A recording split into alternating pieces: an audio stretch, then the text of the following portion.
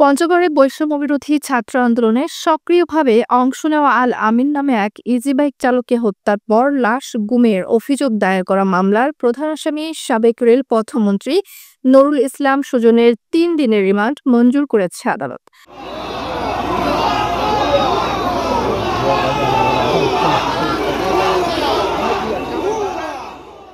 আজ বৃহস্পতিবার সকাল 10:30 থেকে 11:30 পর্যন্ত টানা ১ ঘণ্টা শুনানিতে বাদীপক্ষের আইনজীবী ৫ দিনের রিমান্ড চাইলে চিফ জুডিশিয়াল ম্যাজিস্ট্রেট আদালতের senior judicial magistrate Nahida Akter Juliet ৩ দিনের রিমান্ড মঞ্জুর করেন।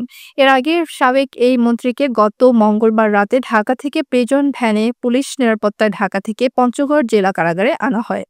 জানা গেছে, পঞ্চগড়ে বৈষম্যবিরোধী ছাত্র আন্দোলনে অংশ নিয়ে গুম হয় আল আমিন। এ ঘটনায় আল আমিনের বাবা মনু মিয়া গত বছরের ১০ নভেম্বর পঞ্চগড় জেলা আওয়ামী লীগের সভাপতি ও সাবেক রেলমন্ত্রী নুরুল ইসলাম সুজন সহ ১৯ জনকে আসামি করে হত্যা ও গুমের মামলা দায়ের করেন। এ মামলায় আরও ১৫০ জনকে অজ্ঞাতনামা আসামি করা হয়।